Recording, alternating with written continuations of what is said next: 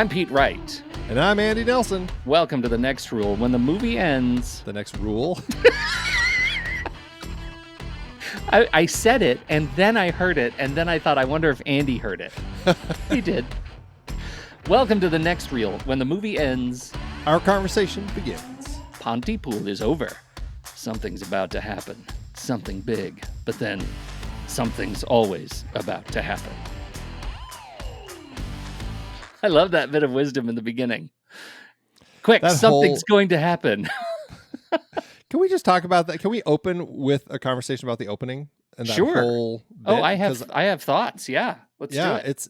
It's a fascinating way to kick off this film. We're just watching waveforms, and we're just hearing Grant Mazzy, this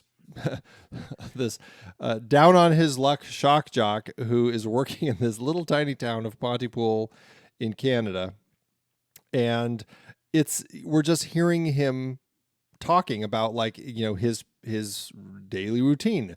Mrs.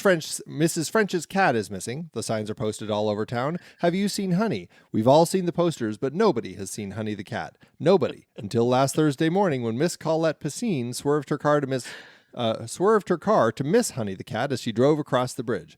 And then it just kind of keeps going on and, like, playing on words like Pontypool, the bridge's name is Pont de Flac. Colette, whose name sounds like culotte, is panty in French. Piscine means pool. Pontypool.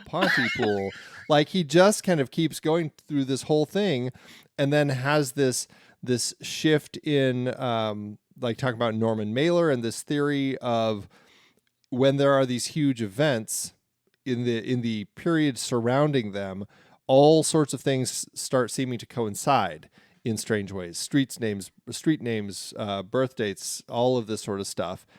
And that was just an interesting way to kind of set the story up, because we're getting this idea of wordplay, which comes into importance as we figure out exactly what this disease is and how it works. It's also setting us up for kind of the vibe of the town and the type of radio, and just kind of this sense of the way that events unfold and the things that start happening in this over the course of this story. It was a really interesting beginning. What were your thoughts on it? Well, I love it, and I just want to walk through what you would think if the entire movie was done this way. Yeah. Because this was apparently the idea. Tony Burgess, the writer of the screenplay and the source material, the original concept was just to have Tony reading the script with only the blue line as the visual. So you wouldn't have the confined, constrained storyline of the people in the booth. You wouldn't have any of that. You'd just get the Orson Welles kind of radio play, but you'd be sitting in a theater. Interesting. Well, I know that they did make this into, like, when they made this film, at the same time, they also made a play version of it, which is shorter. I think the play is only an hour as opposed to, you know, the 95 minutes for this. But I mean, I think that makes sense, and I can see the interest and the inspiration, because I mean, they talked about how Orson Welles' War of the Worlds was a big inspiration for kind of the creation of this, and kind of taking a story like that, putting it into a context where you're only really hearing it. Yeah. And I think it would be harder to get into if we're just seeing it that way, unless it really turned into just a play. Like, I don't know how far he was going to take. Like, were we only ever hearing Grant Mazzy, or were we also going to be hearing Lauren piping in? How long did that joke last, right? Like, right. I don't imagine it would have been met with a strong reception.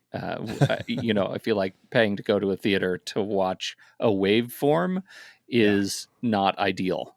It's art house theater. It's art house. There's something really, or you go to a museum to watch it. Totally. I can see that for sure. All that said, I had never even heard of this movie when I picked it. Had you seen it or heard of it? I feel like I had heard of it pop up in just as another horror movie that's out there, something worth checking out. but I don't think I ever really knew what it was or Okay. anything about it. So I walked into this pretty blind. So the conceit of the film is that there's an outbreak, right? Like there's a and we start in the movie in the radio station, and well, we start in the movie outside. He's our protagonist is on his way to the radio station, and once he gets to the radio station, we're just there for the duration, and Yeah. all of the action, all of the horror starts taking place outside it through by virtue of call-ins, by virtue of um, Ken Loney, Loney. I don't remember how the Sunshine Chopper, who's actually in the car at the top of a hill. Like there's just so much that comes slowly, kind of gently to us, revealing that there's something horrible going on outside. And I think the tension that builds before we have any idea what the actual nature of the viral outbreak is fantastic, because the nature of the viral outbreak is a touch flimsy, and I'm relieved that I knew nothing about it, and that I was able to get into the intensity of the action before we learned it why it was spreading and what that was all about. What did you think of getting into this movie? Yeah, I mean, I love the whole conceit. The Yeah. idea of keeping us locked in this radio station with only 3 employees as they're communicating with callers coming with calls coming in. With as you said, we're listening to Ken Loney coming in from the Sunshine Chopper, and like those sorts of things. It made for a fun way to kind of tell this story. And when I heard that the inspiration had been War of the Worlds, and as I'm watching this, I'm like, oh, it makes perfect sense. I see Perfect exactly what sense. they're doing here, and they're having a lot of fun with the idea of this and how they set this up. And so, yeah, I loved that entire conceit, and I had a great time with this movie. And I mean, yeah, when it gets to the point where it's the virus itself, and they're trying to figure out the virus and how to handle the virus, how the virus works, how you cure the virus, these sorts of things. I mean, there is this point of like just having to just buy into it by that point, because Yeah. it seems a little far-fetched, but at this point in the film, you're having such a good time that it may not matter as much. Exactly. That's exactly my point. Like, don't you think that had I just told you, Andy, there's a movie and they're going to make a horror movie out of the conceit that language is a virus, do you think you'd really do you want to watch that with me?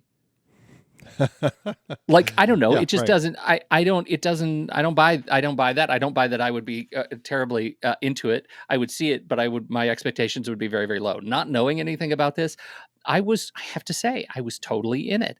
And when I started to waver in that opinion at the end of the movie, when we start getting into the cure part, um, there is a sense of like it takes me on this ride of, oh no, now I'm going to be disappointed, because that's really dumb. The whole when he can cure by reassigning the definitions of words to other words. Oh, I'm not totally in on that. But then it redeems itself by saying that Grant Mazzy was heard making no sense on the radio again. Like, that was the end of everything, was that it turns out he wasn't making sense to anybody at all. And so that part was redemptive for me. Like, I felt like the entire arc took me on a really satisfying kind of intellectual journey that also happened to include some solid violence in the studio. Well, and that's interesting that you saw the ending as, oh, it's been him this whole time. He's just spreading this stuff, and like buying into that, because I thought that was just their conceit, that the people on the outside had no idea what this was. They were just kind of blaming him, and it wasn't actually him. But you're saying you thought that it was him? No, not that. Just that his efforts to cure. I guess maybe this is a point for debate. Maybe I missed it. But for me, the idea that he was talking and that his experience at some point had shifted, and that from the outside they're listening to this guy who was already himself infected. So you think he was infected? I do. I think he was Okay. infected. That's how I I don't. ended the movie. You don't? I didn't think he was infected. I thought he may have actually come up with a way to get past it, but they just thought he was infected. And so it's just the darker. I guess I went with the darker ending where he solved it, but they destroyed him because they just assumed he was part of the problem. I would argue that we're equally dark, because either way, the conceit of the movie is language. It can very much be a virus and is irredeemable, Yeah. right? One way or another.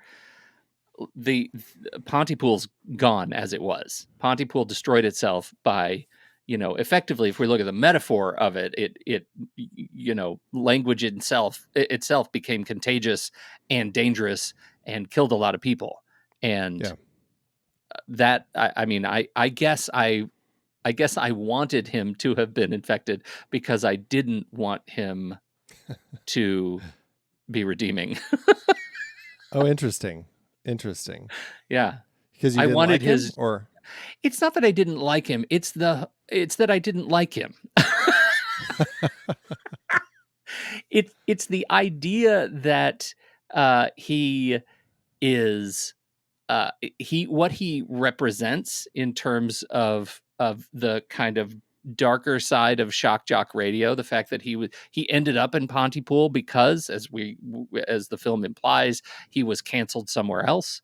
Like, he is trying to learn the small town values and clearly doesn't respect them, doesn't respect the ways. He resents the fact that he's there in the first place, and so I think that having this character be the one to figure out how to cure the place, I don't think I would buy that. yeah. I'm not exactly. I don't know. I felt like it just seemed like. I mean, I don't know. The way that I read it is that he does seem to cure his coworker in the film, right? When he's working with Lisa, Mm-hmm. right? Lisa, and she starts when she starts showing signs that or no, Sydney. Right, Lisa's yeah, the actor. yeah. Sydney. When Sydney starts showing signs that she's got it, he works with her to try figuring out a way to kind of get through it. And I mean, the way that it's depicted, you're right. It could be we're in his head and we're seeing it all from a crazy person's point of view. I just didn't think that. I went along with the ride and thought, oh, this is him. He's actually figured out a way to get her thinking the wrong word connections in her head. And somehow by doing that, she was able to break through this thing. And so, yeah, so I felt like the way that the film played it, it seemed to be saying that he found a cure, but they didn't believe that. And so destroyed him. Honestly, I can go with either one. I feel like I get my way either way. I can't lose. Well, but I mean, the interesting thing, and I suppose as much as we may have some issues with the conceit of this Mm-hmm. virus being in language, I think that, I mean, as you kind of mentioned, there's the metaphor of the whole thing. And that's, I think probably, I haven't read Tony Burgess's original material, which I think was called Pontypool Changes Everything. Mm-hmm. I don't know if he if in that he was really trying to tackle this entire idea of the way that words can destroy, right? And how, especially, and it's all the more fitting today, in today's world with social media and just misinformation that gets out online, propaganda, any harmful rhetoric that can be brought into a conversation that can really throw people against each other. And I think that's an interesting element that Burgess, I don't know, my read on it is that was kind of what he was trying to say. It may be a little hard to kind of buy into the virus as it is depicted, but in the scope of the metaphorical element that he's discussing, like that I thought was pretty strong and quite interesting. Oh, absolutely. I had a blast with that particular angle, right? The idea of setting it in this radio station in the, the mouth of a shock jock who in 2008, when the movie came out, like, sure, we were already sort of seeing the waning days of broadcast media as so much media shifted to the internet. And, but even then, like, this represents a big mouth with big opinions, that has the potential to reach and influence a lot of people. And I think that's the idea. Like, even in this small town, the listeners are swayed by that voice, and what are the risks and responsibilities that come with that. And I think we have, Sydney is the vessel of balance for Mazzy, right? She's like trying to rein him in and teach him along the way, and he is resistant to that. But that resistance is the problem, right? That resistance is forcing him to unleash weird ideas, and that are half truths, falsehoods, whatever. That's his responsibility, and he's caught, in the middle of this language is a virus challenge, the zombie challenge. Well, and on top of that, it's interesting that it's only the English language in the film. Like, yes, they get this message that in French that supposedly says, don't speak in English, only French, because English is the language that has the virus. And I think that's an interesting thing, because English, my hunch is, Canada as a country with two official languages, one is English, one is French. I think that there's this element to the way that perhaps English, because it's so prevalent around the world, pushes down some of those other languages, and then eventually cultural values, ideologies, just cultures as a whole, local languages that end up getting completely overshadowed, and some die. Like, I think that's another element that they're tackling here, is this idea that English in some capacity may globalize, but also may homogenize.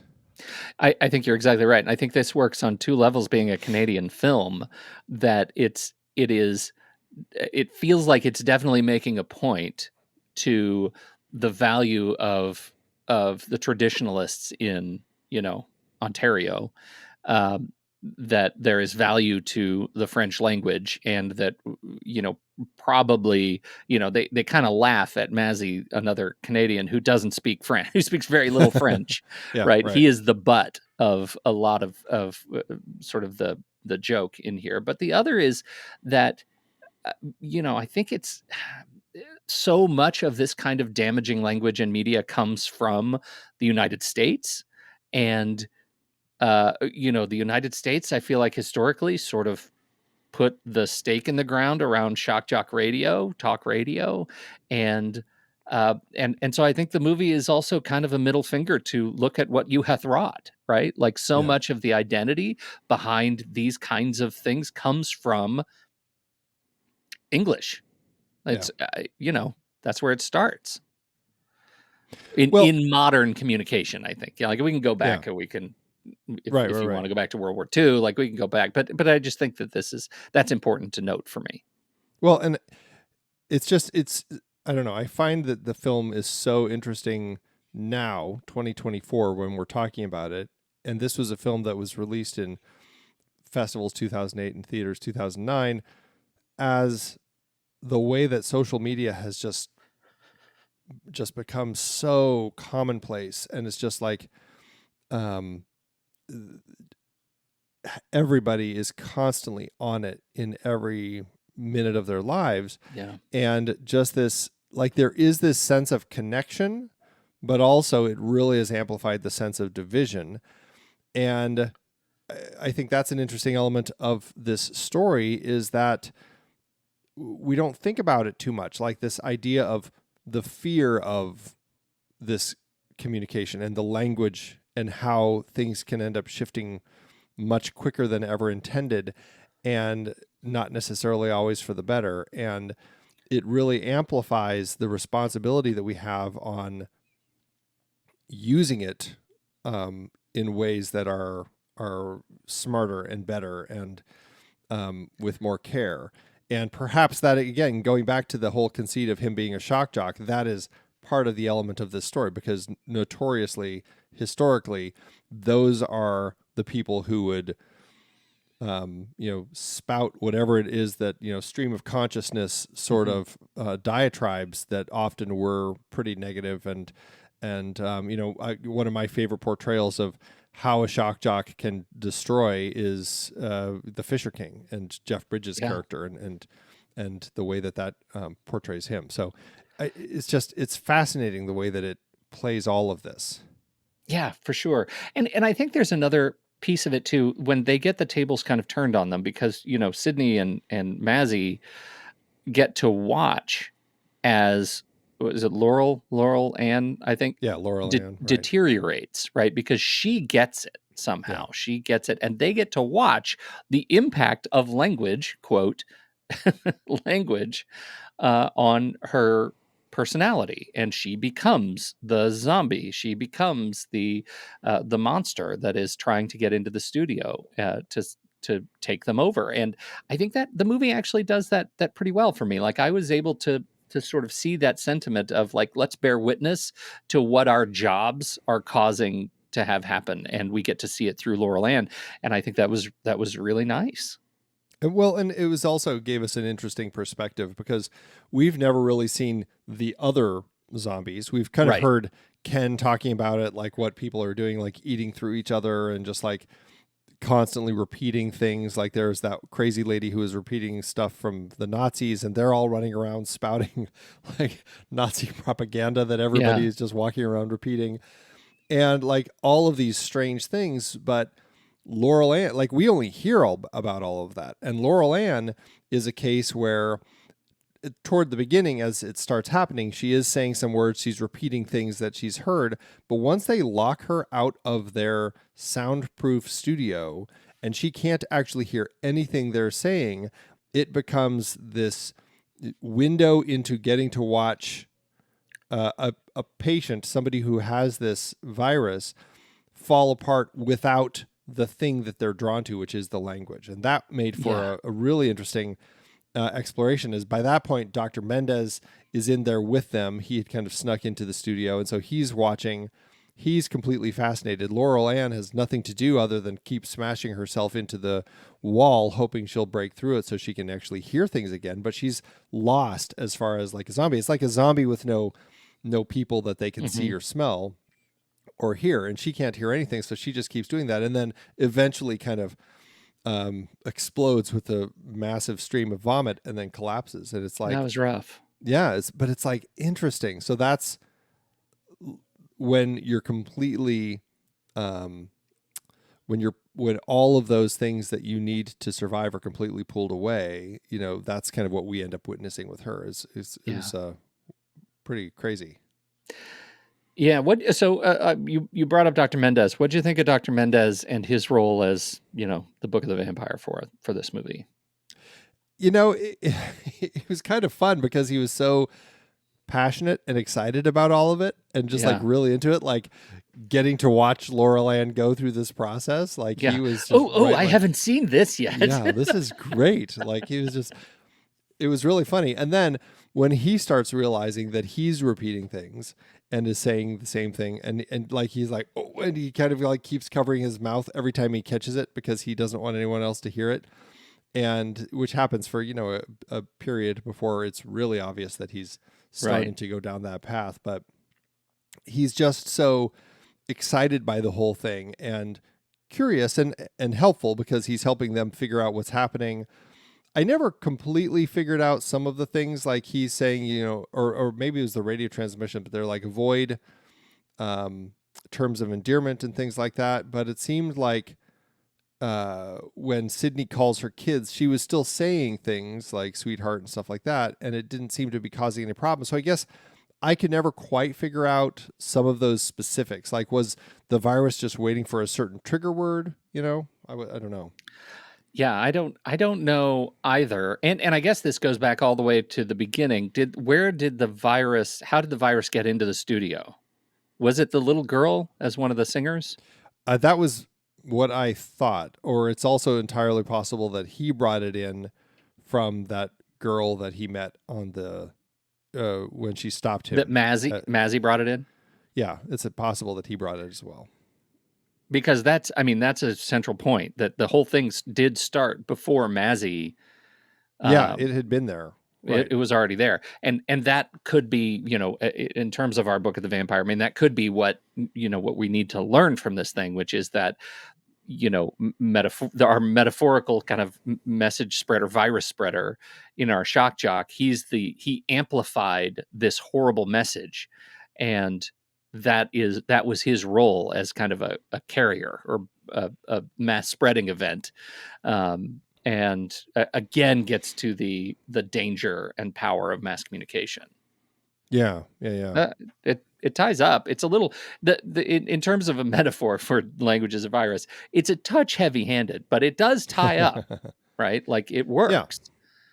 Right. Yeah. And I think that's what's interesting, because like when he gets to that point where it's the word play, but say something that is completely dissociate with whatever word that comes out of my mouth, and Right. like just to find a way to break it so that you're losing those connections. So yeah, it was kind of interesting. Did you find yourself trying to do that while you were watching the movie? I no, but I was like wondering. I'm like, oh, okay, interesting, interesting. And then my brain was like, is there a connection there? Like, because he's like, kill means kiss, Yeah. kill means kiss. Like that was kind of the big thing. And yeah, you just kind of wonder, like, how long does that last? Because Yeah. eventually, if kill means kiss, then kill means kiss. And now, when you think Now of we could kill, all you're get thinking infected kiss. again. Yeah, so it can only go so far. But I think that's why, like, because he was just saying random words, and then she would have to say another random word, and that ended up breaking it. And I guess I kind of bought into it. But yeah, it's one of those things where it's like, yeah, okay, I'll buy into it because the film has set it up, and it works in context of what I've been getting here.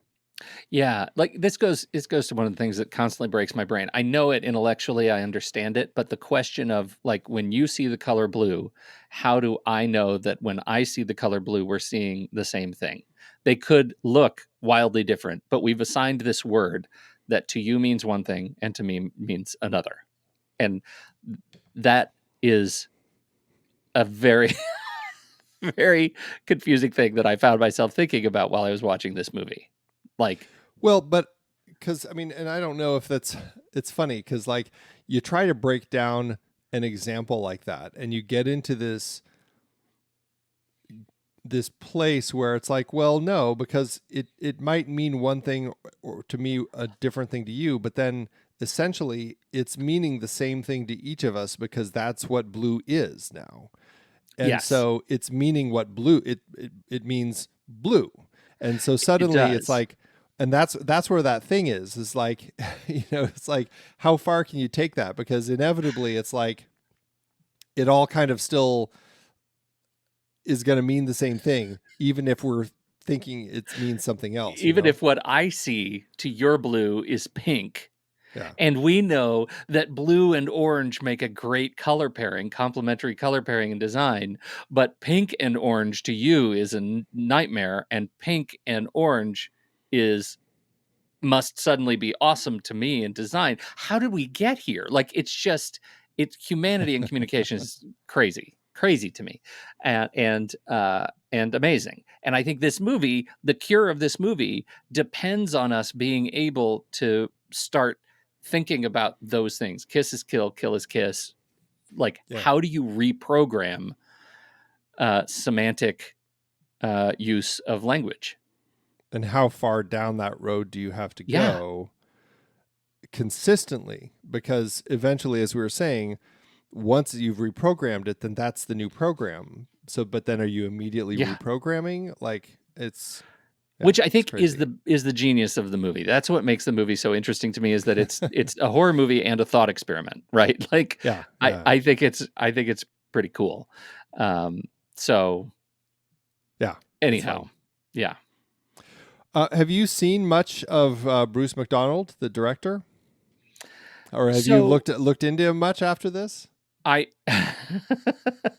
so I know that I need to, because what I have heard is he has done some amazing things besides this, and he's done so many of them and so much TV that I feel like I would really, really like what he has done. I do know that I have seen the entire show Dark Matter, which was an awesome amnesia space show.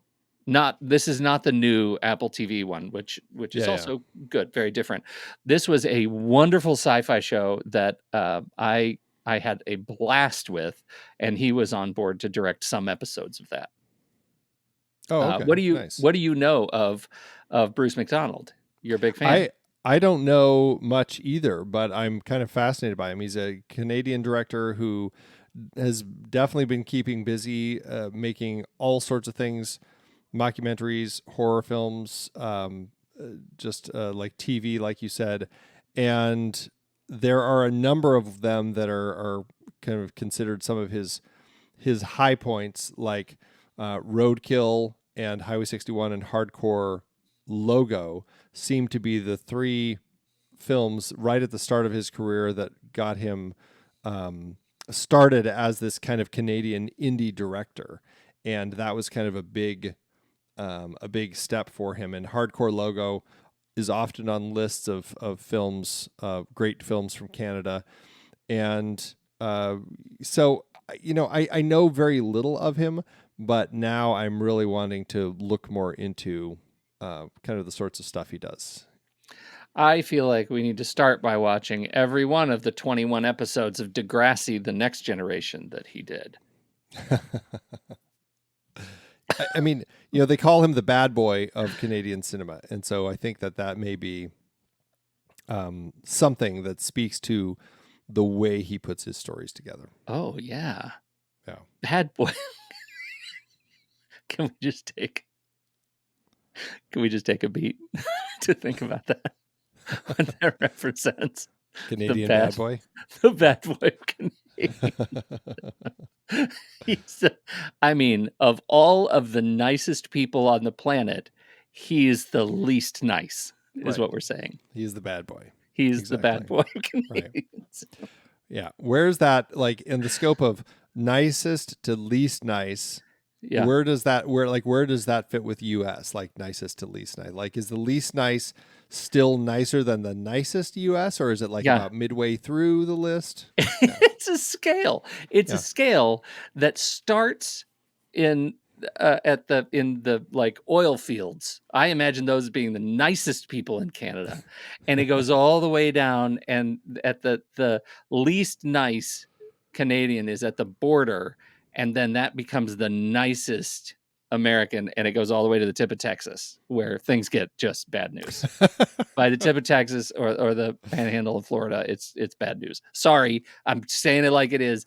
I happen to be from a more nice part of the country. Andy you're is saying not very nice. This is really a trickle down nice-onomics is what you're doing here, starting from Canada, and it just trickles all the way down. All the way down. Like the dregs are down at the south end. Yeah, that for sure. And I'm sorry that you're in Phoenix, but you can improve your standing on the nice-onomics, the trickle-down nice-onomics, by moving north. That's all it takes. Right, I know. Yeah. Oh, man. Wow. Oof. Sorry, San Diego. I mean, I know people have a certain impression of San Diegans, but nope, not in this model. Right. Oh, my gosh. So funny. Okay. All right. Well, I don't even. What movie are we talking about? I don't remember anymore. Well, Stephen McHattie he plays Grant Mazzy, and I thought he was great here as our shock jock. And he's one of that guys who I've seen in a lot of things. Like he acts in all sorts of things. He was in The Fountain and 300 and Shoot 'Em Up and A History of Violence and Basketball. But he was also in things like Pterodactyl Woman from Beverly Hills and Red, Werewolf Hunter. And so, he's in tons of different things. He's all over the place. But he's And a lot of times it's that guy. But here, as our lead, I had a fantastic time with him. I just thought he carried the role perfectly. He just felt like he was living in the skin of this sort of character. What do you think of Stephen McHattie? Well, I love Stephen McHattie, and I was actually I wondered if he had actually done any radio. I mean, so many actors with great voices have, Sure. and so it would not surprise me at all if he spent some time on the mic, because he just sounds so good. Yeah. And he actually happens to be married to Lisa Houle, the producer, Sydney. Oh, look at that. Isn't that fancy? He's been in a lot of things, a lot of the Jesse Stone movies. Those are, that's that Tom Selleck character. He's been in Huh. a lot of those Jesse Stone movies. Tom Oh, how Selleck. funny. And so Stephen McHattie, I don't know. I don't know if he's friends with him or what, but yeah, he's done quite a few of those with him. Well, he does have some credits. 221. Yes. 221. Andy, that's a lot. Very busy. Very, very busy. He almost has as many as a podcaster. Who else stands out? Either of our anything to say about either of our ladies? Well, I thought they were both great. I really liked Georgina Riley. I think she's fantastic in that dance between like healthy and very, very sick. And I liked the way she kind of made that transition. I feel like both her and Lisa were faces for me. Like I should know who they are. I cannot figure out who they would be, honestly. Like I feel like I've seen them before and I don't know where. Yeah, not a whole lot. Lisa has not been as busy, definitely not as busy as McHattie has. Yeah. And I mean, it's impossible. You saw an episode of Seinfeld that she was in or something like that, but Yeah. a much smaller career. She and McHattie would go on to be in Dreamland in 2019, also directed by Bruce McDonald. That is a strange. If you stay to the end of the credits of this, there's this weird scene that you're like, what is going on with this? Like, this makes no sense to the movie. It's two other characters, and it really made no sense at all. And then, and I guess it's because that whole ending was kind of a part of this other story, and it is just, Wait. It was part of the Dreamland story. You're part saying? of Dreamland. Yeah, it was meant to be like a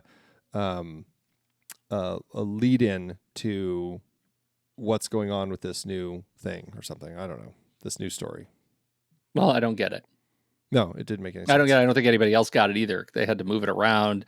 It was apparently the end before the credits of the movie originally, but nobody understood it, so they made it a post-credit sequence, which turn it off before you get to that sequence. I don't get it. Yeah, very odd. Well, even Dreamland, when it did come out, made confused people. Yeah. That film by itself was enough to just make people go, I don't know if I understood that. It's a 4.7 on IMDb. What is it for you, Dreamland? Do you know what you gave it? I haven't seen it. Oh, I thought you had seen it. I thought No, I'm just based on what I've read about it. Yeah. I the one episode that I know I have seen Lisa Houle in, but would not have been able to tell you which one, is Haven. I loved that show, which was based on Stephen King's properties, and she was in an episode in season 2 called Love Machine that was very good, but I would not have known that she was who she was. Yeah. Now I do. Delightful. Yeah. Very nice. All right. Any last little bits with this? Any other thoughts? I'm good, man. I thought this was great. I had a blast with it, and I'm glad we watched it. I feel lucky that we just kind of picked this one out of the hat, and it was a win. Very interesting film. Yeah, very interesting. All right, well, we'll be right back, but first, our credits. The next reel is a production of True Story FM, engineering by Andy Nelson. Hold on. Dang it. Dang it. Did you find it? I can do this. I can do this fast.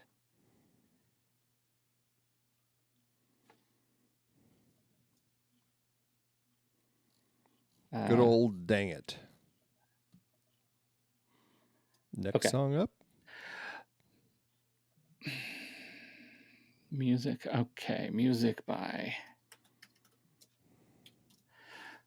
The next reel is a production of True Story FM, engineering by Andy Nelson, music by Ateller, Free Ride, Young Rich Pixies, Oriole Novella, and Eli Catlin. Andy usually finds all the stats for the awards and numbers at the-numbers.com, boxofficemojo.com, imdb.com, and wikipedia.org. Find the show at truestory.fm, and if your podcast app allows ratings and reviews, please consider doing that for our show. You heard the music line again. You said Free Ride, but it's Ride Free. Ride Free. just cut that. Splice it. Cut it. Music by Ateller, Ride Free, Young Rich Pixies, Oriole Novella, and Eli Catlin. Excellent. Are you ready? Yeah. So you're going to start this music, and then I'm going to start talking. Okay. Let's be honest. Everyone fancies themselves a bit of a film critic. You watch a movie with your family, and suddenly you're launching into a monologue about the cinematography, the symbolism, the director's clear artistic decline. But deep down, you know. You might not realize it in the moment, but nobody asked. Your family just wanted to watch the movie, and frankly, they think the world probably has enough armchair Scorseses. What do they know, right? What if you could take those hot takes, those weird opinions strongly held, and actually do something worthwhile with them? What if you joined Letterboxd? Letterboxd is like a beautiful curated diary for your movie opinions. Log every film you watch, rate it, review it, and share your genius with a community of actual film lovers. And the best part? No algorithms, no third-party ads. That's not true. No algorithms, just pure cinematic bliss. Imagine personalized annual stats that would make even Tarantino jealous, and he normally doesn't think about you at all. Instant notifications when that obscure French New Wave film you've been dying to see hits your favorite streaming service, whether that's Netflix or Criterion Channel or even Mubi. Are you kidding me? Mubi? Plus, you can see your friends' average ratings and silently judge their taste, track your ever-growing Blu-ray collection, and even duplicate lists. You can organize your entire cinematic life. And right now, our listeners can support the Next Reel family of film podcasts and get 20% off a Letterboxd Pro or Patron subscription. Just use our link in the show notes or enter the code NEXTREEL at checkout. Think of it, you contributing to a global community of cinephiles, you supporting independent film discussion, you finally having an outlet for those rambling thoughts about that art house flick even your dog fell asleep watching. Letterboxd, because even armchair opinions deserve a beautifully designed platform. Use our link in the show notes or NextReel at checkout and upgrade for 20% off. Save your family. Join Letterboxd today. Nice. Save your family. Nice. The pleading. Yeah, right. For the family. For the family. Sequels and remakes, Andy. Oh, do we get another one? Please tell me we get another one. Yeah, it's interesting because I think the book, I have to look at this, but I think the book is it's the second novel in the Pontypool trilogy by Tony Burgess. But I don't know a whole lot about that as far as like, is there a story connection or is it just connected because of towns? I'm not really sure. Regardless, as far as when it comes to sequels for this, there had been discussion a number of times about this. As of a couple years ago, they had talked about a sequel, Pontypool Changes. They talked about it in 2009 for a 2010 release. They talked about it in 2012 for a 2013 release. They talked about it in 2018 for a 2019 release. It just they keep talking about it and planning it, but nothing's happened. It's been in active development off and on over the last 13 years. Wait a minute. Pontypool Changes. Pontypool Changes? Yeah. Was the title you just said? Because the book's title was Pontypool Changes Everything. Right. Does that mean a third movie would be Pontypool Changes Everything? I don't know. And you'd have Pontypool Changes, and Pontypool Changes Everything? Maybe, yeah.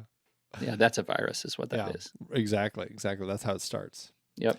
There was another confirmation about this. They actually released a teaser poster at the Fantasia Film Festival, and they talked about how that we talked about the film Dreamland that we had teased as a post-credit sequence here was actually a spin-off of this, serving as a, quote, sequel to the film's post-credit non-sequitur sequence, with them reprising their roles.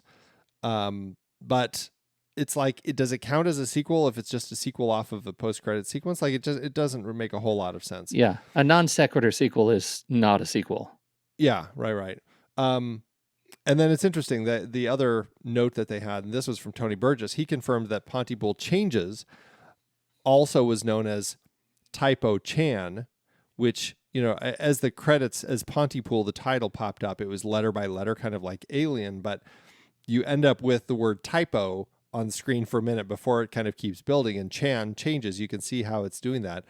I don't know. It's interesting. I don't know where they're going with it, but anyway, they're still supposedly wanting to do something. It just hasn't happened yet.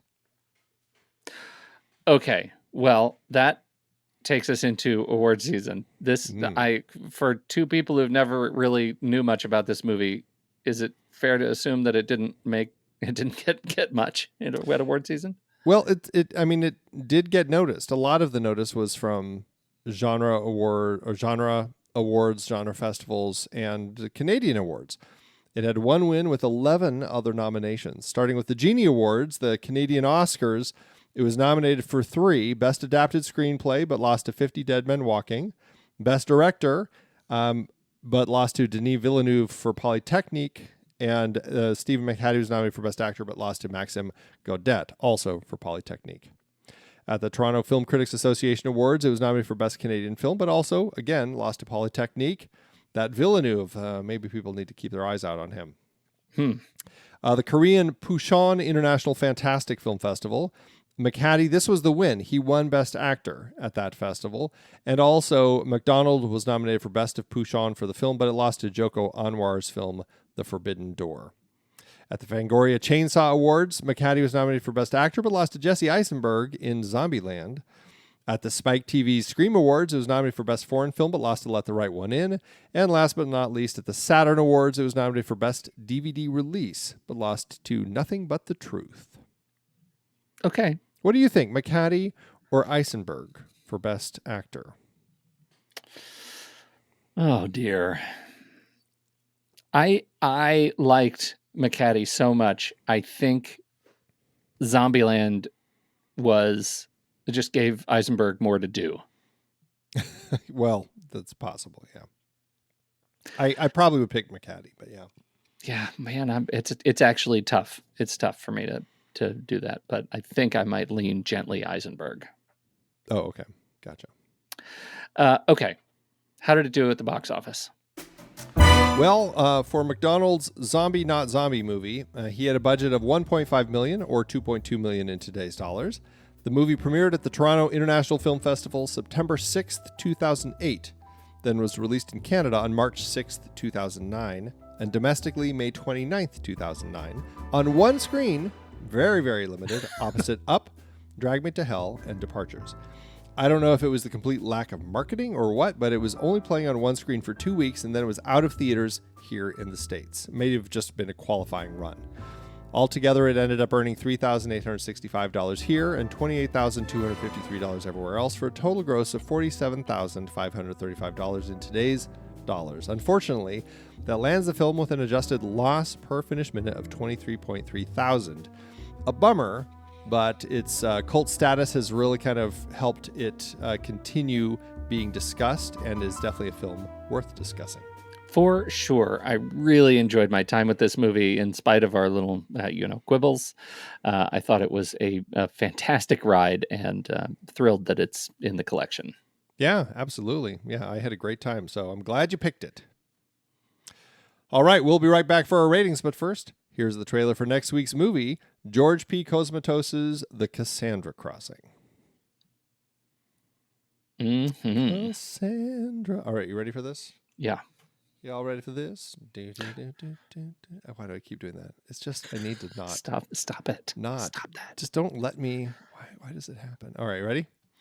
I'm getting it organized here. Make sure I'm on the right one. I'm really, really ready. I'm so ready. Okay, here we go. Good evening, loyal listeners, and welcome back to WTNR, the only station that matters in our little slice of paradise. This is your main man, Handy Andy Nelson, coming at you live with all the news that's fit to print or, in this case, broadcast. First up, a tragic tale from last month's county fair. Cornelius Corny Cobb's prize-winning pumpkin vanished into thin air. That's right, the 500-pound orange beast that took home the blue ribbon has disappeared, and all that's left is a trail of seeds. My sources tell me it was last seen hitching a ride on a UFO. You can't make this stuff up, folks. Moving on, the town council held an emergency meeting today to address the crisis of potholes on Main Street.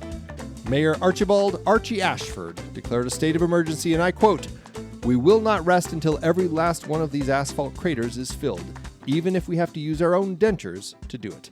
That is some serious dedication, my friends. In other news, the Fighting Ferrets, our local high school, are putting on a rather peculiar production this year. They're taking cats and giving it a bovine twist, calling it Cows. I've got a feeling this musical is going to be a moving experience. Now here's a doozy for you. Local eccentric Wilbur Wild Bill Watkins claims he's invented a perpetual motion machine fueled by nothing but moonshine and positive vibes. The Department of Energy may be skeptical, but I say if it works, hook me up with one of those gizmos. Oh, and before I forget, here's a special bulletin from our sponsors. Are you a fan of our little podcast network? Well, butter my biscuits, have I got a deal for you.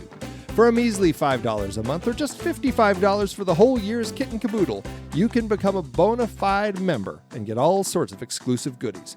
We're talking early access to shows without any pesky ads, bonus content that'll make your ears tingle, and even the chance to sit in on live recording sessions. Plus, you'll get your very own personal podcast feed, access to our super secret... Oops, I said that already. No, I didn't. Plus, you'll get your very own personal podcast feed, access to our super secret Discord channels, and the warm, fuzzy feeling of supporting the shows you love. Just point your browser to truestory.fm/join to sign up. That's truestory.fm/join. Don't be a stranger now, you hear? Well, loyal listeners, that's about all the news that's fit to broadcast for tonight. Remember, if you've got a juicy tidbit or just want to bend my ear, give us a ring-a-ding at 555-WTNR. And don't you forget, truestory.fm/join is your ticket to Podcast Paradise. This is Handy Andy Nelson signing off with a wink and a smile. Stay tuned for the soothing sounds of Sleepy Steve's Naptime Jazz Hour. And as my dear old granny used to say, if you can't be good, be careful. And if you can't be careful, name it after me. Catch you on the flip side, folks. If you can't be careful, name it after me. Is that what happens immediately after your biscuits get buttered? Oh my, yeah. Good That was good. That was fun. Okay. Letterboxd, Andy. Oh, Letterboxd, where Indeed, we go to take our stars from the infected who aren't going to use it, those infected films, and apply them to films that are more deserving. What are you gonna do with Pontypool? It's a fun, easy film to watch. I think if it wasn't for some of the overly metaphorical disease elements, I could probably go high, but I think, it still is super fun. I had a great time with it. I'm going to say 3.5. 3.5 and a heart for me. All right. Well, that sounds about right for me too, except for, I can't do half stars. So 4 stars and a heart for me. That's right. 4+. Let's do it. Let's go ahead. We're going all the way. Yeah, I had a blast. Yeah, great old time. Well, that will average to 3 average to 3 3/4, which over on Letterboxd will round up to 4 stars and a heart for this film.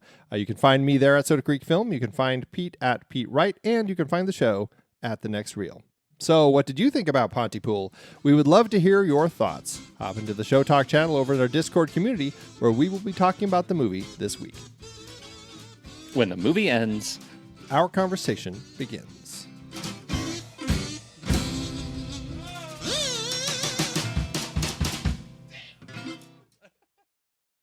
Letterbox giveth, Andrew. As Letterboxd always doeth. Okay, I want to start with a one-liner because we didn't talk about it, and I want to know if you have thoughts. Okay. This is a two-star from Haunted Hippie who says, "Sorry, so no one is going to mention the young girl in blackface?" I mean, how much of a salient point did we miss?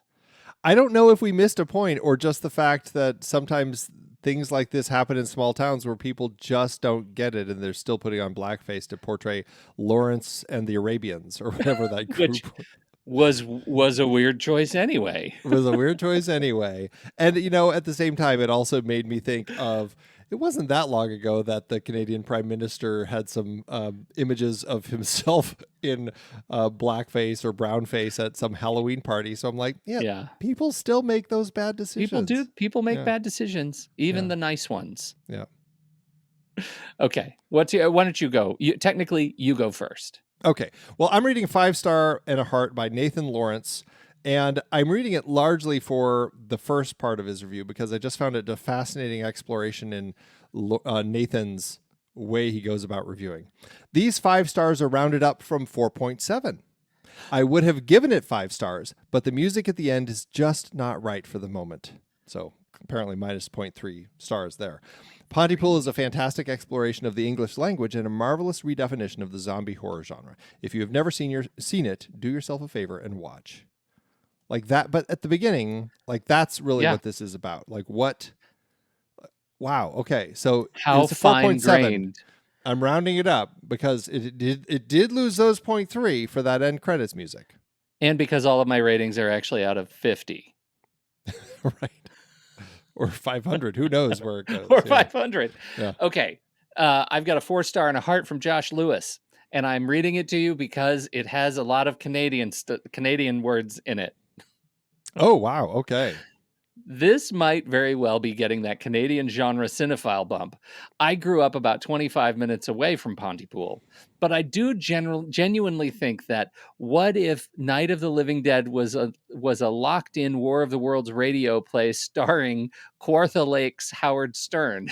Is an amazing premise for a movie. And Stephen McHattie is so good at doing the talk radio thing that it effectively carries it through the more derivative zombie movie elements. Also helps that it has a legitimate cinematic interest in its Romero-esque ideas about the literal breakdown of the communication process and has a pretty fantastic low-budget, chilly, doomed atmosphere that it holds true right to the cut to black. Okay, it doesn't have a lot of Canadian words, but I think Kawartha Lake's Howard Stern is what really sold me. Kawartha Lake's Howard. I don't know what that means, but I'm here for it. Right. It makes it feel like I can see where they're going with that. Yeah. I am officially a local now that I've read that. Yeah, right. Yeah, you could just call the government and they'll send you your passport. I think that's how it works. Right. That's exactly how it works. Because they're so nice. Settled science. It's settled science. Thanks, Letterboxd.